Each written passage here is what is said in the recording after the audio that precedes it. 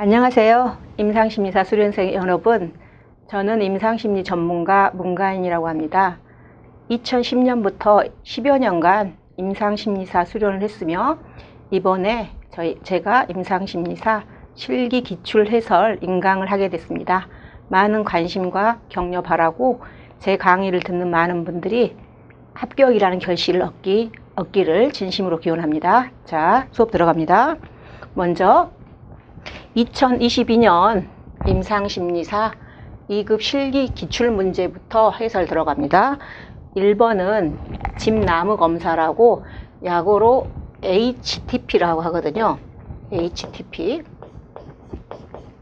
하우스 트리 펄슨 말 그대로. 그래서 이 검사는 투사 검사로서 집 그리세요, 나무 그리세요, 사람 그리세요 이렇게 하는 건데, 여기서는 사람 그림이 평가하는 영역이 뭔지를 쓰라는 거거든요. 먼저 첫 번째, 자신의 모습에 대한 지각, 말 그대로 자기가 자기 현재 모습에 대해서 어떻게 지각하고 있는지 이제 나타난다는 거죠. 그래서 두 번째는 피검자의 대인관계 방식이나 타인에 대해 느끼는 감정, 세 번째는 자신의 모습에 대한 갈등이나 방어가 나타난다는 거예요. 그래서 다시 한번 말씀드리면, 의식적으로 생각하는 자아상, 두 번째는 대인관계 방식. 예를 들면은 눈, 코, 입을 이제 안 그린 경우는 대인관계 문제가 있다고 볼 수 있어요. 일반적인 정상적인 대인관계를 하는 사람은 눈, 코, 입을 적절하게 그린다는 거예요. 근데 눈이 너무 크다든가 귀가 크다든가 이런 건 의심을 반영하고, 이가 너무 이렇게 뾰족뾰족한다든가 공격성 같은 걸 나타낼 수가 있거든요. 그리고 자신의 신체 부분에 대해서 어떤 갈등이 있는 부분은 생략을 하기도 하거든요. 그래서 이 HTP 검사는 가끔씩 시험 문제 나오는데, 이번에는 이 문제가 나왔지만 크기와 이치, 이제 이 HT 검사의 크기와 이치에 대해 물어보는 검사가 더 자주 나오고, 초창기에는 이 검사의 장점을 써라가 나온 적이 있거든요. 자, 2번으로 넘어갑니다.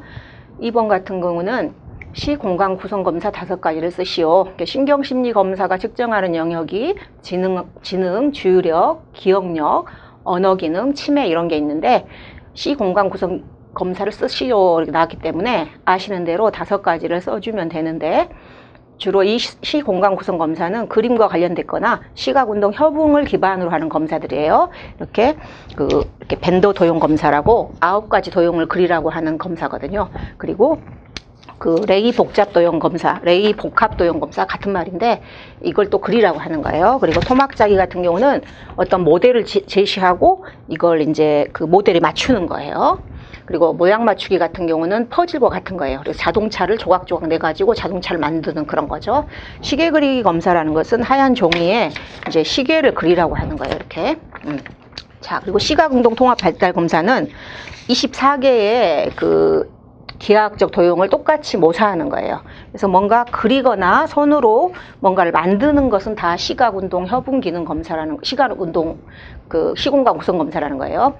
그리고 이제 이번엔 이 문제가 나왔지만은 실행 기능이 더 중요하거든요. 실행 기능이 측정하는 검사, 실행 기능이 특정하는 의미, 그것을 더 중요하게 정리해 놓으셔야 돼요. 자, 그 다음에 칼 로저스가 강조한 심리 상담자의 3가지 태도. 이것은 인간중심 이론과 관련된 것으로서 중요하면서 자주 출제되는 문제인데, 잘 이해를 바탕으로 암기를 해야 된다고 볼 수가 있습니다. 그래서 진실성, 공감적 이해, 무조건적, 긍정적 종주. 말 그대로 상담자가 진실해야 된다는 거예요. 자기의 마음과 행동이 일치하고 마음과 말이 일치해야 된다. 그리고 상담 관계에서 경험하는 것들도 진실하게 반응해야 한다, 이런 거예요. 내담자들은 자기 마음을 억압하거나 마음과 행동이 불일치해서 오기 때문에 상담자가 진실한 모습을 보여줘야 그걸 모델링 삼아서 일상생활에서 적용한다는 거예요. 공감적 이해는 내담자가 경험하는 것을 경험하지 않고도 내담자의 마음을 정확히 이해하고 그걸 되돌려주는 전달이라는 게 포인트겠죠. 역지사지 라는 걸 생각하시면 되겠습니다. 역지사지, 내가 저 사람이라면, 이런 관점에서 듣는 걸 말합니다.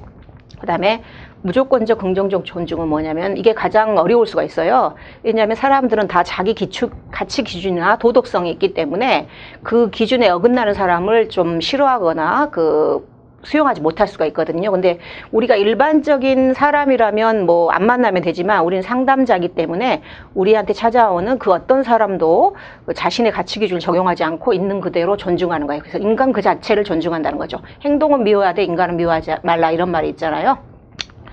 자, 로저스의 인간 중 힘으로 별표 3개.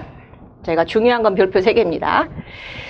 그 다음에 행동치료 기법을 5가지를 쓰시오, 이렇게 나와 있는데, 요새는 행동치료를 행동수정이라고 많이 부르는 추세예요. 먼저 한번 답을 적어보고 해설을 듣는다면 이제 한 번만에 그 실기에 대한 어떤 준비가 될 수 있다고 생각됩니다. 그래서 여기는 뭐 행동치료 기법 5가지 쓰시오 했기 때문에 굳이 설명은 필요 없고, 뭐 체계적 동감법, 혐오치료, 토큰 경제, 자기주장 훈련, 자기표현 훈련, 행동 조형, 스웨이핑, 그리고 노출 치료, 익스포저 테라피, 노출 및 반응 방지법, 이런 것들도 다 행동 치료라고 볼 수 있습니다. 그래서 행동 치료 기법은 시험에 이제 어떤 그 출제 기준에서 나오기 때문에 이렇게도 나오지만 이제 ADHD의 행동치료, 조현병 환자의 행동치료, 이런 식으로 응용돼서 나오거든요. 그래서 행동치료도 기법과 함께 개념, 그리고 ADHD 아동들은 어떤 행동치료를 해야 되는지, 조현병 환자는 어떤 행동치료를 해야 되는지, 여기서 중요한 것은 그 체계적 동감법, 이 체계적 동감법과 그 토큰 경제가 중요하다고 볼 수 있어요. 토큰 경제. 그리고 자기 표현 훈련도 최근에 1회 정도 출제가 됐습니다. 그래서 이거는 단독으로도 나오기 때문에 잘 정리해 놓아야 된다. 자, 카우프만이 말한 이제 지능검사의 기본 철학. 이 카우프만이 말한 지능검사의 기본 철학에서는 웩슬러 지능검사라든지 신경심리검사, KABC 검사, 이런 검사들에 다 적용이 된다고 볼 수가 있어요. 그래서 먼저 지능검사의 소검사는 개인이 학습해 온 것을 측정한다. 이게 정확한 표현이겠죠. 과거의 어떤 지식을 측정한다, 이 말이거든요. 지능검사의 소검사는 행동 표본일 뿐 총체는 아니다. 10가지 소검사로 인간의 그 지능의 어떤 본질을 다 측정할 수는 없다는 거예요. 3번째, 특정한 실험적 환경 하에서의 정신 기능을 평가한다. 우리가 그냥 1시간에서 2시간 이제 그 검사실이라는 환경에서 지능검사를 실시하기 때문에 어떤 특정 환경에서의 반응이지 그게 그 사람이 일상생활에도 똑같이 행동한다고 볼 수는 없다는 거예요. 그 다음에 이론적 모형의 근거에서 해석해야 유용하다. 이 말은 뭐냐면은 이론을 가지고 지능검사 결과를 해석해야 한단 말이거든요. 대표적으로는 이제 CH 모형이라고 있거든요. 그래서 지능검사, 소검사가 10가지가 있는데 그게 어떤 이론적으로 계속 발달돼 왔어요. 그래서 카텔이라든지 혼이라든지 캐롤, 이런 사람의 어떤 이론에 기반을 하고 있기 때문에 그런 이론을 가지고 접근해야지 그냥 수치만 가지고 해석하지 말자, 이 말이거든요. 그리고 그 하나의 가설이라는 거예요. 지능검사에서 나온 IQ라든지 그 IQ 수준은 가설이기 때문에 다양한 출처 자료로 검증돼야 된다. 지능검사뿐만이 아니라 그 모든 심리검사에서 나온 결과는 하나의 가설이지 원인과 결과로 이제 인과론적으로 설명할 수 없거든요. 그래서 우리가 심리검사에서 나온 결과를 가지고 보고서를 쓸 때 추정된다, 여겨진다. 그리고 이제 그 진단적 인상을 쓸 때도 룰아웃, 아로 이렇게 하잖아요. 그래서 이거다 이렇게 확정적으로 표현하지 않는다는 거예요.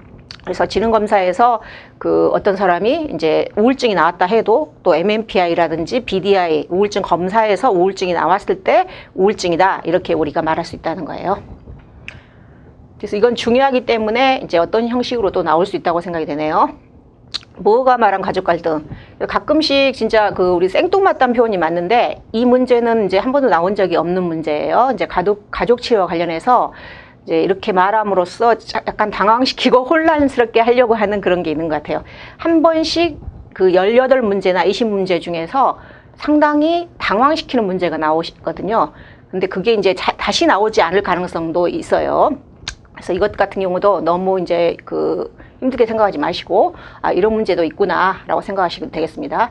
이런 이제 가족 간에도 5가지 갈등이 있다. 이런 갈등이 이제 우리가 가족 간의 의사소통을 방해하고 가족 문제를 야기한다. 이런 말이에요. 첫 번째, 정보 갈등. 자, 두 번째 관심 갈등, 관계 갈등, 구조적 갈등, 가치 갈등.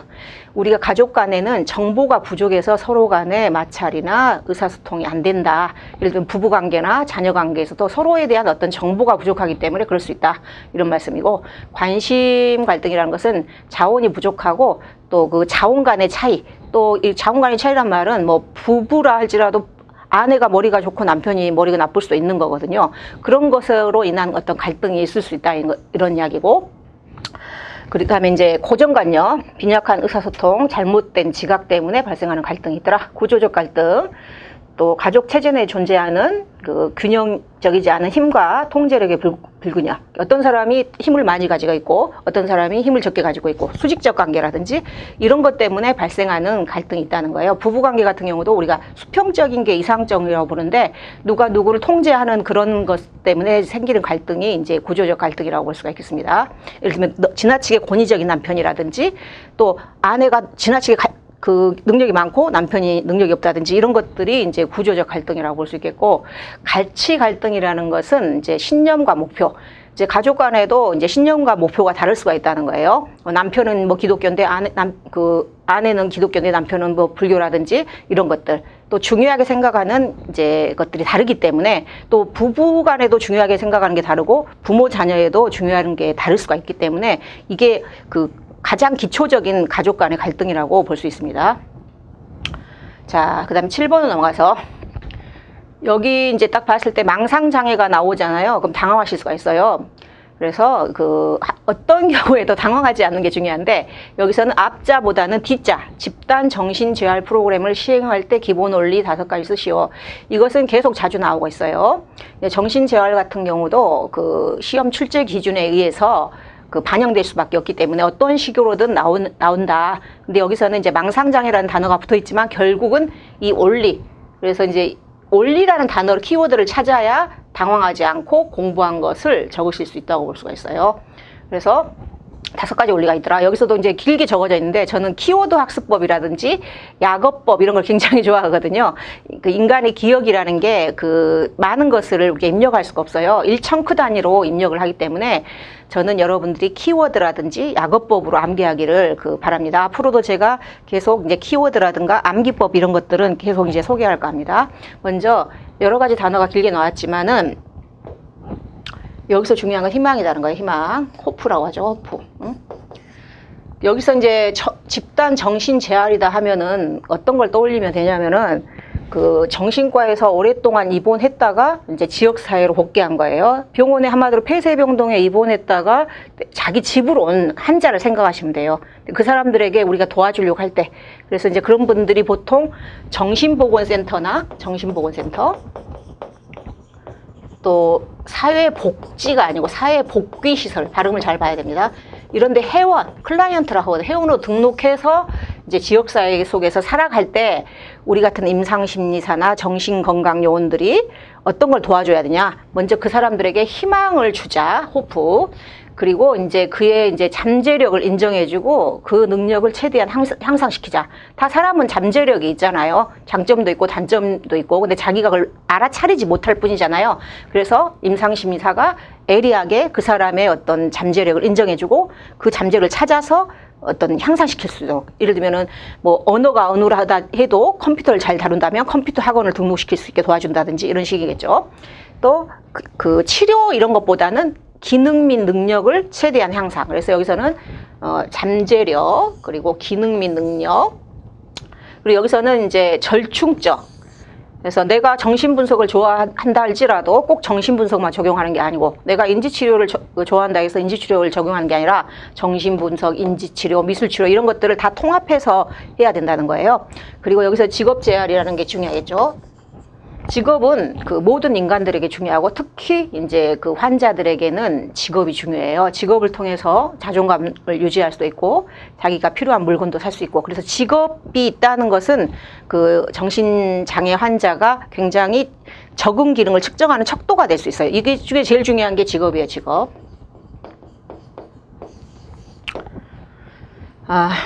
그 다음에 여기서는 또 키워드가 의존성.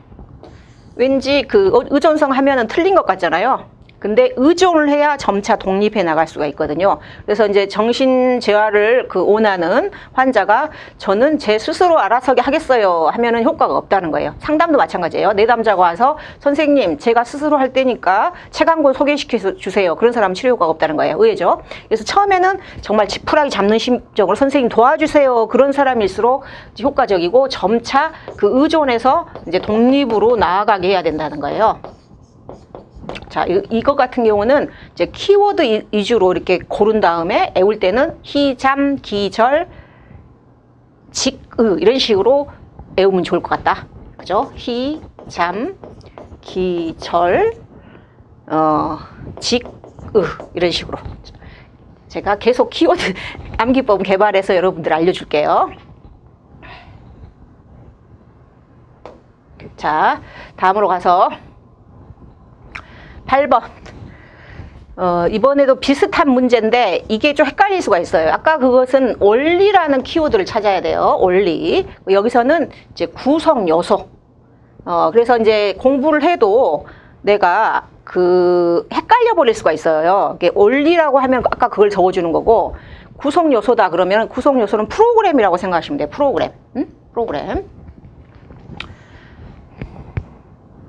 그래서 이제 아까는 이제 어떤 철학과 어떤 이제 그 가치관을 가지고 대해야 되느냐, 어떤 태도 같은 걸 말하는 거고, 이것은 정말 그 사람들에게 어떤 프로그램 서비스를 해줘야 되느냐 이런 말이거든요.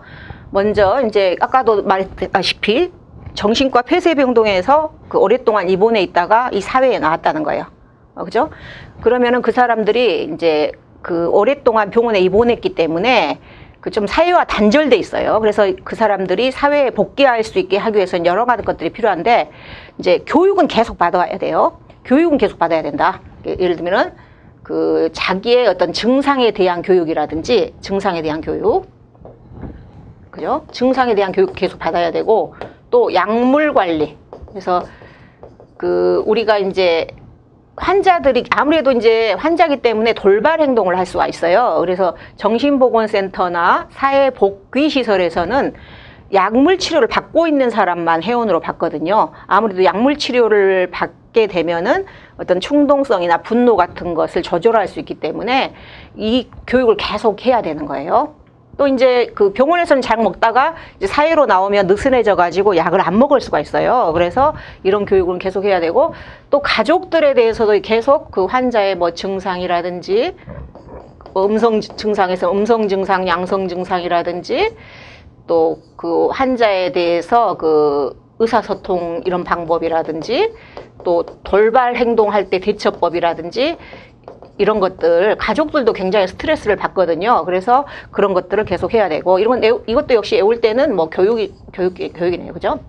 그러니까 이거는 이제 뭐냐면은, 결국 환자나 우리나 백지 한 장 차이예요. 우리 일반인들도 이렇게 사회에서 살아가려면 대인관계, 의사소통 이런 게 굉장히 중요해요. 근데 특히 환자들은 오랜 시간 병원에서 있었기 때문에 자기가 원하는 걸 표현한다든가 또 얻는 기술 같은 게 없어요. 그래서 의사소통 같은 것을 계속 훈련시켜야 된다.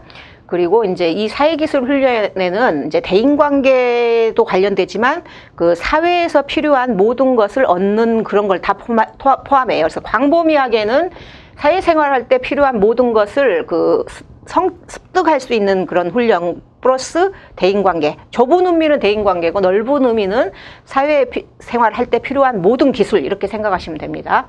그래서 사회기술 훈련은 필수적이다. 그리고 아까 직업재활 중요하다고 했잖아요, 제가. 아까 원리에도 나오고 구성요소에도 나오네요. 그 다음에 지역사회 지지 서비스란 뭐냐면은, 이제 이 사람들이 아무래도 취약한 사람들이잖아요. 도와줘야 된다 이 말이에요. 그래서 이제 이분들이 이제 사회에 나면은 정신보건센터나 사회복귀시설 이런 걸 근거지로 생활해요. 그러면은 이제 우리 같은 임상심리사가 어떤 거기를 센터로 해서 일반인들하고 연결시켜 준다는 거예요. 예를 들면은 몸이 아프면 뭐 병원을 연결해 준다든지, 컴퓨터를 배우고 싶다면 컴퓨터를 배우고 싶다든지. 근데 아무래도 경제적으로 약하기 때문에 조금 이렇게 할인해서 할 수 있도록 싼 곳을 알아봐 준다든지 이런 걸 도와준다는 거예요. 그래서 환자들이 이 사회에서 살 수 있도록 우리 같은 전문가 뿐만이 아니라 지역사회에서도 같이 도와줄 수 있도록 우리가 이제 임상심사가 매개체 역할을 한다는 거예요. 그리고 이 사람들이 또 왔을 때, 사회에 나왔을 때 굉장히 자기 부모들이 관심이 많아서 자기 집에서 지낼 수 있다면 좋겠죠. 그렇지만 경우에 따라서 집에 돌볼 수 있는 환경이 안 될 수가 있어요. 그런 경우에는 뭐 이제 납병원 같은 게 우리나라는 대표적으로 주거 프로그램이 있다고 볼 수 있어요. 그래서 낮에는 병원에서 있다가 밤에는 집에 가고, 또 사회복귀시설 같은 경우도 24시간 케어해 주는 데가 있어요. 그러니까 먹고 자고가 다 되는 거예요. 응? 숙식. 근데 아직까지 우리는 이제 주거 프로그램이 다양하지 않다고 해요. 외국에는 상당히 많다고 해요. 그래서 이 주거 프로그램도 이제 계속 우리가 발전시켜야 할 어떤 프로그램인 것 같아요. 자, 이제 아까 제가 이제 로저스의 인간 중심 이론이 별표 3개라고 했잖아요. 이것도 별표 3개입니다. 이거는 별표 5개.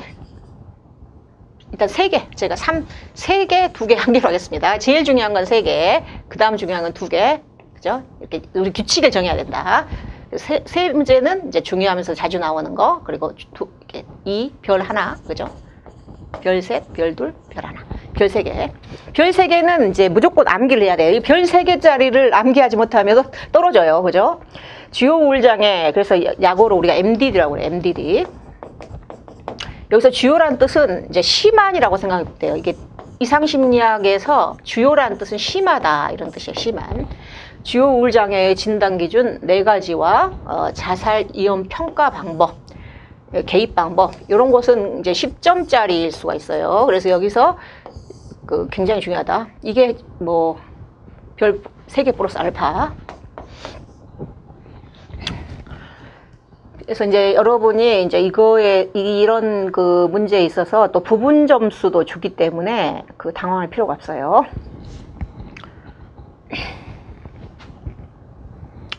먼저 주요 우울장애, 이건 무조건 외워야 된다. 먼저 우울한 기분, 흥미나 즐거움 상실, 둘 중에 하나가 있어야 된다. 둘 중 하나, 그죠?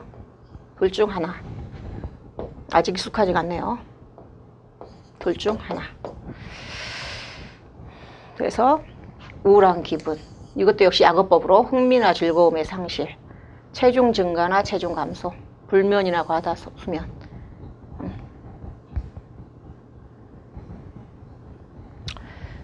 정신운동 초조나 지체, 또 죄책감, 피로감, 자살사고. 그래서 애울 때는 우흥, 애울 때는 우흥, 체불, 죄자.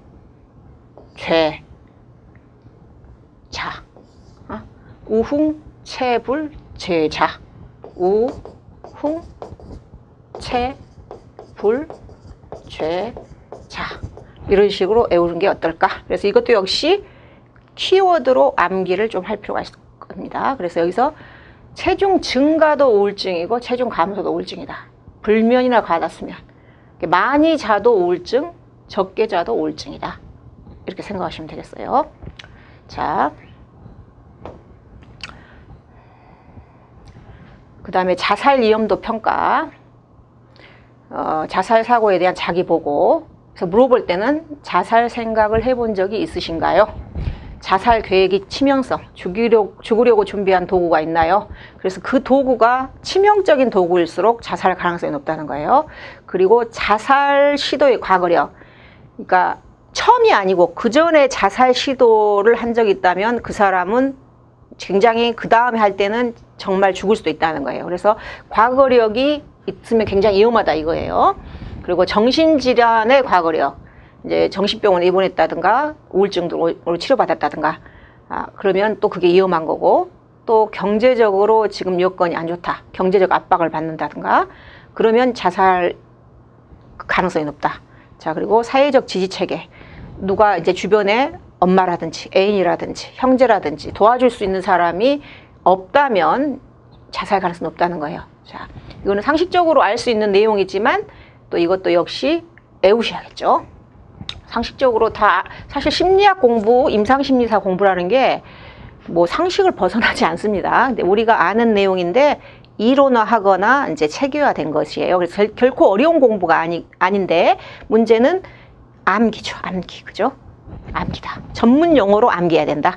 대중 용어로 암기하지 말고, 그죠? 그 다음에 이제 자살 예방 조치. 이제 어떤 사람이 이제 이렇게 평가를 했으니까 근데 자살이 임박했다. 그러면 여기서는 이제 가족이나 중요한 타인에게 알리자. 또 혼자 있지 못하도록 하자. 그래서 혼자 있지 못하게, 이제 혼자 있지 못하도록 이제 보호자가 보살펴 줄 수 있다면 그렇게 좋고, 보호자가 없다면 이제 정신과 입원시키는 게 좋겠어요. 왜냐면은 거기서는 폐쇄병동에서 CCTV로 다 보고 있기 때문에 아무래도 자살을 방지할 수 있겠죠. 그 다음에 위험한 물건이나 상황을 벗어나도록 하자. 집에 위험한 물건, 밧줄이나 이런 걸 뭐 칼이라든지 이걸 다 치운다는 거예요. 그리고 정신과 의사, 임상심리사 등 예방 전문가에게 연결해 주자. 그래서 이 문제는 이제 별표 3개, 그 이상이다 이렇게 생각이 됩니다. 그 다음에 10번. 지금 심리평가 목적.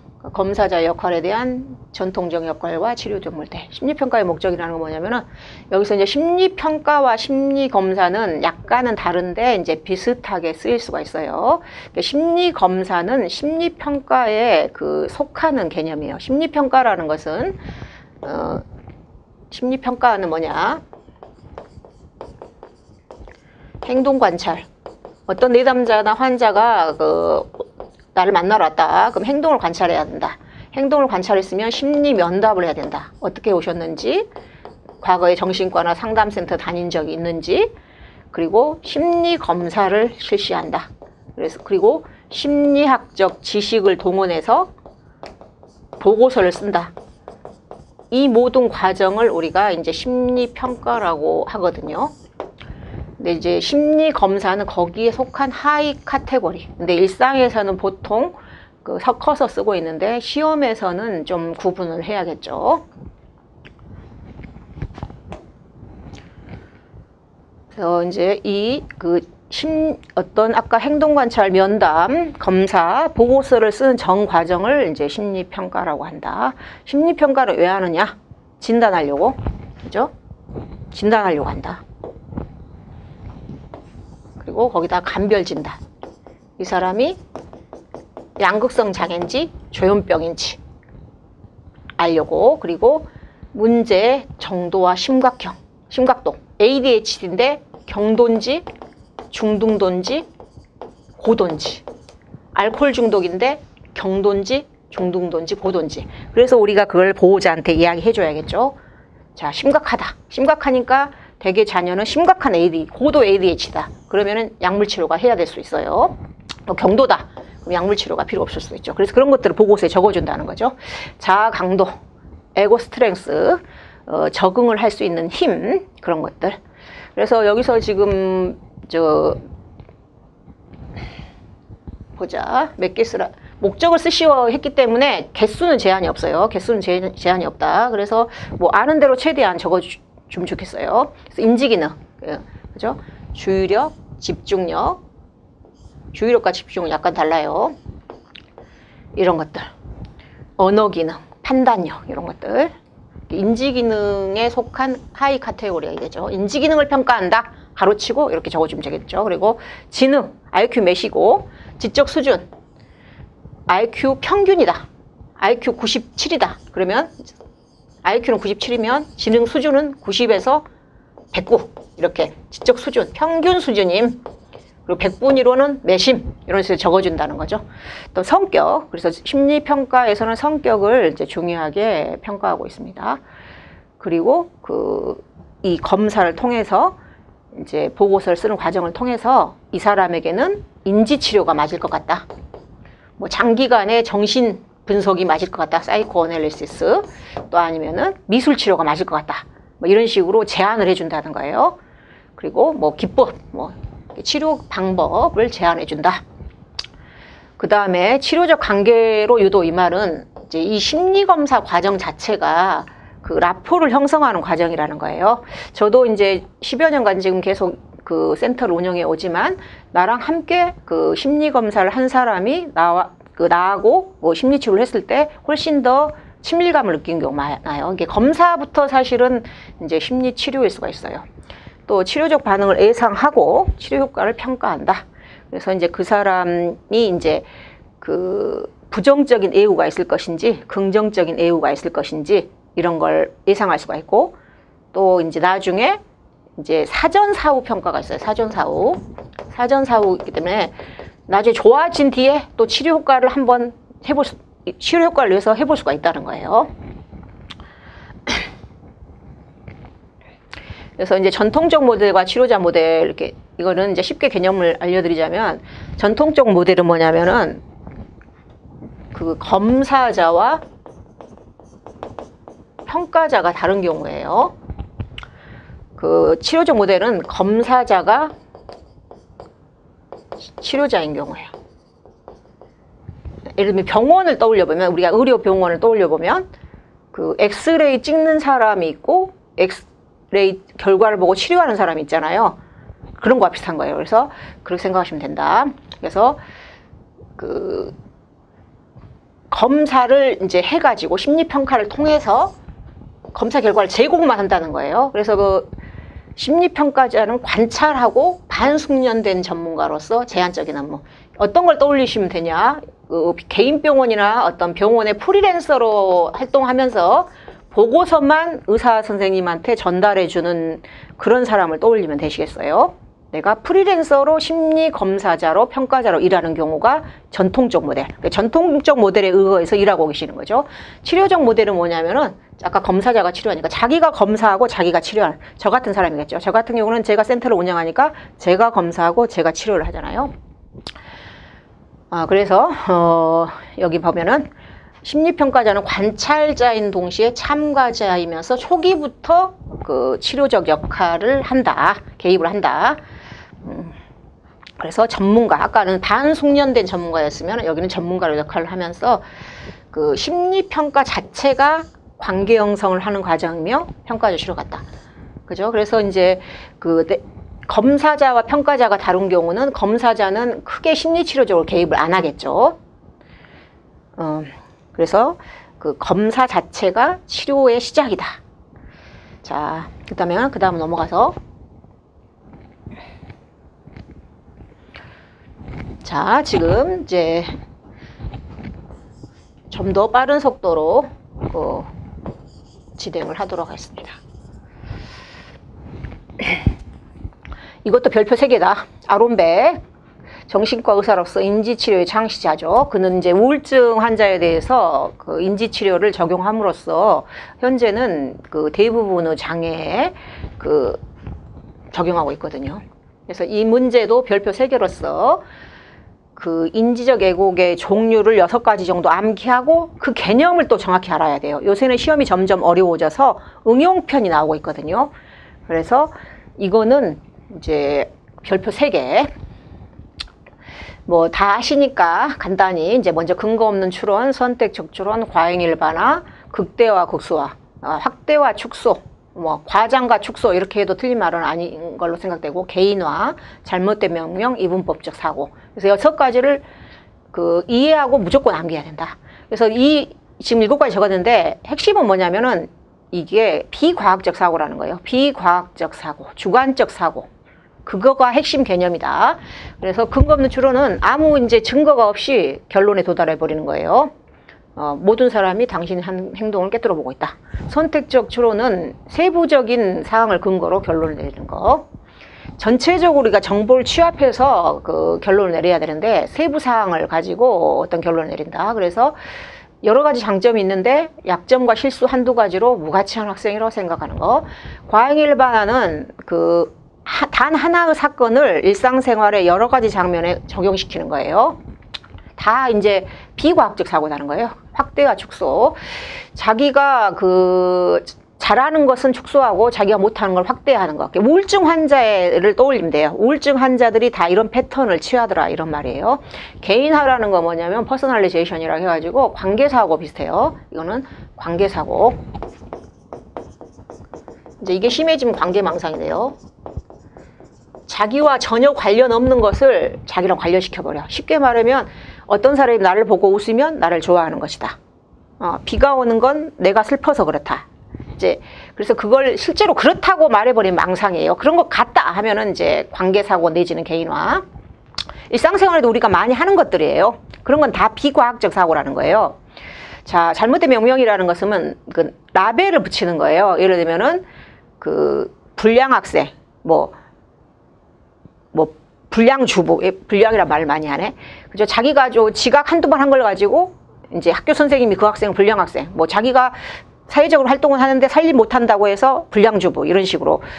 그런 것들이 그 우울한 사람이 하는 패턴이라는 거예요. 그래서 이제 치료자가 접근한다면 그것은 풀어서 설명을 해줘야겠죠. 당신이 불량주부가 아니고 사회생활에서는 유능하지만 살림은 조금 익숙하지 않다. 이런 식으로 해주는 게 또 일종의 치료죠. 아직 익숙하지 않네요. 오늘이 첫날이라. 이분법적 사고는 이제 시험 문제 이번에 나왔어요. 응? 이번에 나왔어요. 그래서 이분법적 사고 개념을 설명하고 치료 방법까지 물어봤어요. 시험이 계속 어려워지고 있어요, 이제. 이분법적 사고는 흑 아니면 백으로 이제 생각하는 거예요. 흑색 아니면 백색, 0점 아니면 100점. 착한 사람, 나쁜 사람, 이런 식으로 뭐든지 세상을 두 가지 범주로 보는 거예요. 이런 경우는 이제 대인관계나 이제 그 일상생활에 부적응을 유발할 수가 있어요. 그래서 아까 이제 이분법적 범주 치료 방법은 좀 뒤에 나오거든요. 여기 다 바로 연이어서 나오네요. 어떻게 한 해 똑같은 시험이 두 개가 나올 수가 있죠. 자, A 학점을 맞지 않으면 망한 거랑 마찬가지야. 그래서 A 학점이 아니고 B나 C는 망한 거다는 거예요. 응? 올 A 학점, 올 A 학점이 아니면 망한 거다. 그죠? 망한 건 아니죠. 어떤 과목은 잘하고 어떤 과목은 못한 건데 망한 거다. 이런 것이 이제 그 이분법적 사고, 흑백 논리, 흑 아니면 백. 그래서 이런 사람들은 어떻게 치료하면 좋냐? 척도화기법, 스케일링 테크닉이라고 해가지고 흑 아니면 백이 아니라 회색도 있더라. 0점 아니면 100점이 아니라 50점도 있더라. 그리고 어떤 과목은 A지만 어떤 과목은 B다. 이런 식으로 이제 생각할 수 있도록 해주는 거거든요. 그래서 그 0점에서 100점, 그죠? 0에서 100. 뭐 0에서 10. 그래서 이런 식으로 수치로 표현할 수 있게 하는 거예요.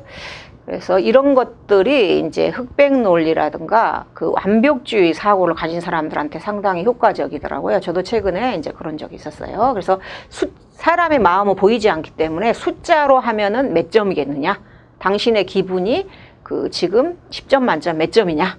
당신의 능력은 10점 만점 몇 점이냐? 이런 식으로 숫자로 그 표현해 보도록 하면은 상당히 치료적으로 효과적일 수가 있다. 척도화기법. 이제 여기서 이제 면접 상담. 여기서 포인트가 면접 상담이에요. 면접 상담이라는 것은 일회다는 거예요, 일회. 그러니까 처음 왔다. 처음 온 경우. 첫날이다. 첫날. 상담센터 오는 첫날.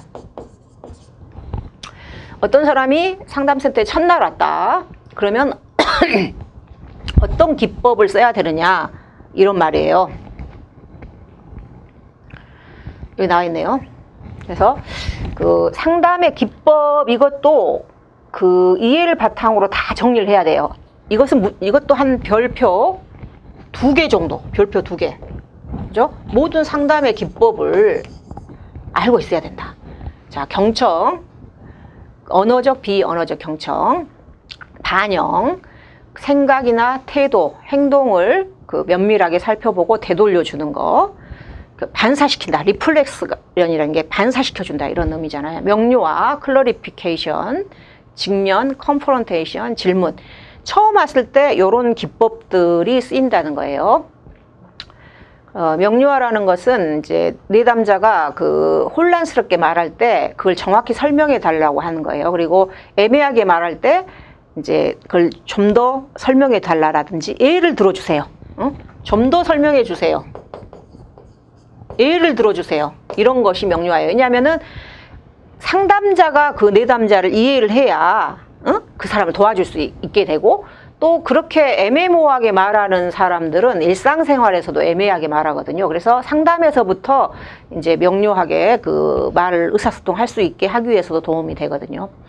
자, 직면이라는 것은 이제 쉽게 말하면 그 일상 언어는 지적하고 똑같은 거예요. 응? 상담자가 그 말과 행동이 불일치할 때, 또 도움이 안 되는 어떤 행동 습관들이 있을 때 이제 그걸 도전하는 거죠. 직면, 도전 다 같은 말이에요. 챌린지, 지적. 이런 것도 필요할 수가 있다. 또 질문. 이제 상담 초기일 때는 특히 첫날은 질문을 잘해야 돼요. 질문을 해서 정보 수집을 많이 해야 되거든요. 정보 수집. 네, 이런 직면 같은 경우는 좀 조심스럽게 써야겠네요. 첫날이니까, 그죠? 이 정도 정리해 두시고, 이런 것은 계속 나오기 때문에 제가 이제 간단히 넘어가겠습니다. 노출 치료, 익스포저 테라피. 이것도 역시 행동 수정, 행동 치료의 그 하나의 기법이라는 거예요. 노출이라는 건 뭐냐면 말 그대로 맞닥뜨리게 하는 거예요. 이런 개를 뭐 무서워하는 사람이 있으면 개에게 이제 노출시키는 거예요. 그래서 개공포, 개 불안증이 있는 사람에게 개를 점차 만나게 하는 거죠. 점진적으로 할 수도 있고. 그래서 회피, 이제 그 심리적인 문제의 많은 부분이 이제 어보이던스, 회피 때문이거든요. 응? 회피했기 때문에 어찌 보면 또 증상이 생긴 걸 수도 있기 때문에 노출시킨다는 거죠. 개 공포가 있어서 개를 오랫동안 회피했던 사람에게 이제 그 개를 노출시키면 어떤 효과가 있느냐. 이제 자기가 생각했던 것보다 개가 무섭지 않구나 하는 현실적 사고. 그리고 막상 개를 만났을 때 둔감함, 둔해진다는 거죠. 그리고 인지 변화. 여기서 핵심 포인트는 뭐냐면 행동 치료도 인지를 변화시킬 수 있다. 이것이 핵심 개념이에요. 이걸 파악한 상태에서 이렇게 키워드로 정리를 하면 되겠죠. 행동 치료가 행동만 바꾸는 게 아니라 행동의 변화를 통해서 생각도 바뀌더라. 이걸 물어보고 있는 거예요. 다중관계. 이것 같은 경우는 예전에는 자주 나왔는데 이것 같은 경우는 별표 하나 정도.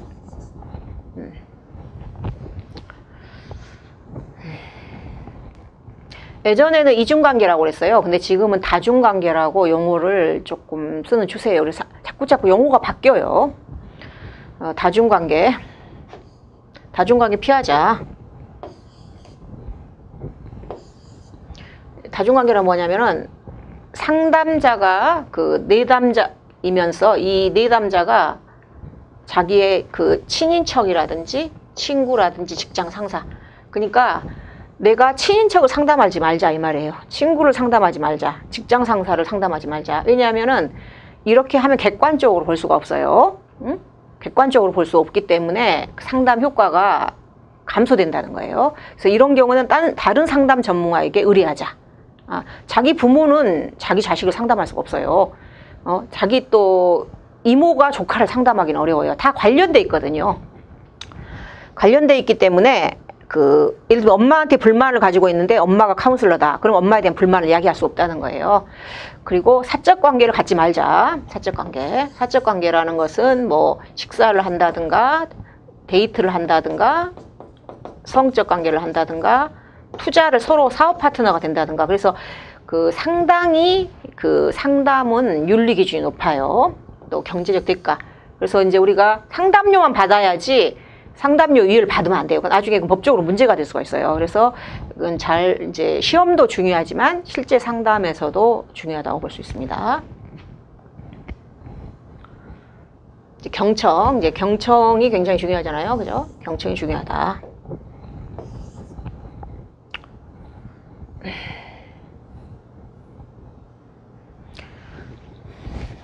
경청의 원리. 충분히 말할 시간을 제공하자. 충분히 말할 시간. 또 여기는 뭐냐면 심각하게 받아들이자.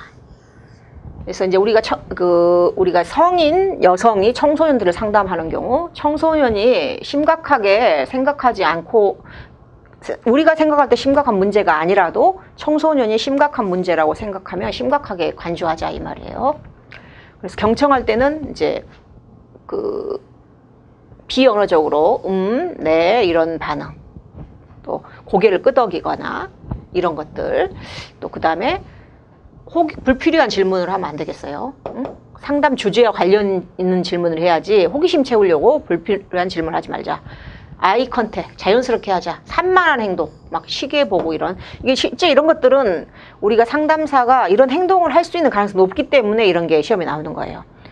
갑자기 주제를 바꿔버리지 말자. 주제 바꾸지 말자. 충고를 하고 싶어도 충고를 자제하자. 뭐 이런 것들이에요. 이것도 이제 암기를 해야겠죠.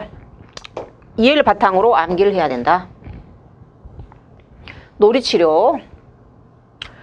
임상심리사가 이제 돼가지고 취업을 하면 이제 심리검사를 할 수도 있지만 또 이제 그 놀이치료 같은 걸 하게 되는 거 있어요. 그래서 이제 이걸 좀 알 필요가 있거든요.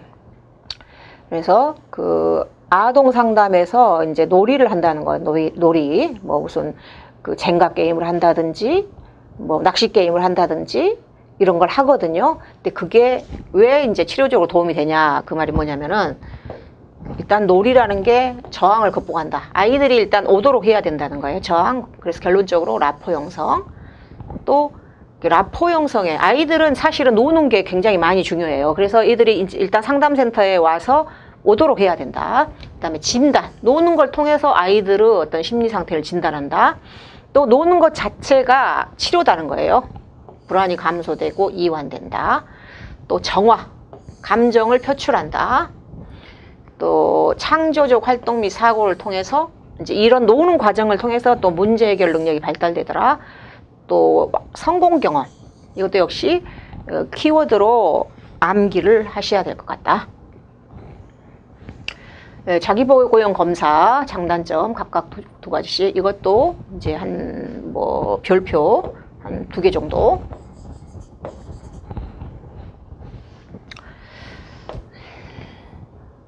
난 자기보호용 검사라 하면은 말 그대로 셀프 리포트다. 그래서 스스로 자기를 보고한다. 대표적으로 이제 있는 검사가 이제 MMPI. MMPI를 다면적 인성검사. 다면적 인성검사를 떠올리면서 이걸 푸시면 되시겠어요. 그래서 자기보호용 검사는 MMPI, 또 MBTI, K-웨이즈, 엑슬러 지능 검사도 다 스스로 보고하는 거예요. 근데 이 문제를 풀 때는 다면적 인성검사 567문항 그렇다 아니다 그걸 떠올리면서 풀면은 이해가 될 것이다. 그래서 이제 이 MMPI는 567문항으로 이게 정해져 있잖아요. 그리고 실시도 간단하죠. 그래서 읽어보면 되니까 매뉴얼을 읽어주면서 하라고 하면 돼요. 그래서 실시 또 채점은 컴퓨터로 하잖아요. 실시, 채점, 해석도 비교적 어렵진 않더라. 또 응답하기가 쉽다. 시간과 노력이 절약된다. 구조가 정해져 있다는 거예요. 또 누가 하더라도 결과가 크게 차이가 없다. 누가 하더라도 뭐 아주 숙련된 전문가가 하든 초보자가 해도 차이가 없더라. 단점.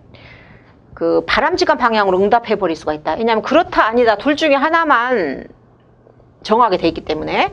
그리고 에나 아니오로 방향을 정해버린다. 에 아니오 이런 식으로. 또 이제 둘 중에 하나를 고르니까 협조적 반응으로 일관해 버린다. 그죠? 그럴 수가 있다. 자, 이제 다 이제 거의 이제 끝나가고 있네요. 경청 기법 중에서 내담자가 말하는 것을 거울처럼 보여주는 것, 그리고 알기 쉬운 말로 풀어서 다시 이야기하는 것을, 이런 것 같은 단답형이니까 상당히 어렵지 않은 문제네요. 그래서 거울처럼 리플렉스 비춰준다. 반영, 재진술.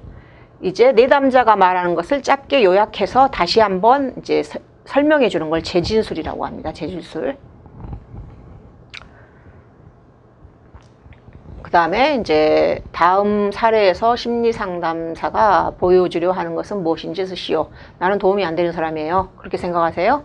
정말 비참한 기분이겠네요. 제 친구가 어제 저 얘기를 말했어요. 그 친구가 당신을 쓸모없는 사람을 말했다고요? 그래서 답은 내담자가 말하는 것을 이제 다른 말로 바꿔, 재진술 이런 말을 환원하기, 다른 말로 바꿔서 설명하기 이런 뜻이에요. 그래서 내담자의 진술 내용, 의미를 반복하거나 바꾸어서 말하는 상담의 기법이다. 내담자의 진술과 비슷하지만 좀 더 구체적이고 분명하다. 그리고 좀 전에 내담자가 말하는 것과 관련이 있다. 이렇게 볼 수가 있습니다. 그래서 보니까 그 상담 기법 같은 경우도 그 한 회기에도 2번 이상 나오기 때문에 지금 내용을 살펴봤을 때 이제 상담 기법 이런 게 굉장히 좀 중요한 것 같아요. 상담 기법이 쭉 몇 문제 나왔잖아요. 그리고 로저스의 인간 중심 이론, 아까 제가 별표 3개 한, 그리고 그 아론백의 인지치료, 행동치료, 이런 것들이 그 보니까 검사보다도 그 2022년 1회 때는 심리검사가 보다도 심리 상담이나 치료가 더 시험 문제 많이 나왔어요. 그래서 추세가 지금 이제 그런 추세로 간다고 해요. 그렇지만 그 어쩔 때는 뭐 심리 검사가 많이 나오고 어쩔 때는 심리 상담이 많이 나오는데 2022년 1회는 지금 그 심리 상담이 많이 나왔고 그렇기 때문에 그 3회 이제 지금 다가오는 시험에는 또 심리 검사가 많이 나올 수 있어요. 그리고 그 지난번에는 합격률이 굉장히 낮았잖아요. 그래서 이번에는 또 높을 수 있기 때문에 이번이 기회가 될 수가 있거든요. 그래서 그 1년 안에 다 쉽게 무난히 합격하시면 좋겠지만 한 2년 정도 잡고서 열심히 또 공부하시면 합격할 수 있는 그런 자격증 시험이라고 생각되거든요. 자, 이상 오늘 2022년 1회 임상심리사 2급 실기 기출을 마치면서 2021년 그 기출문제, 실기 기출문제에서 다시 만나 뵙기로 하겠습니다. 감사합니다.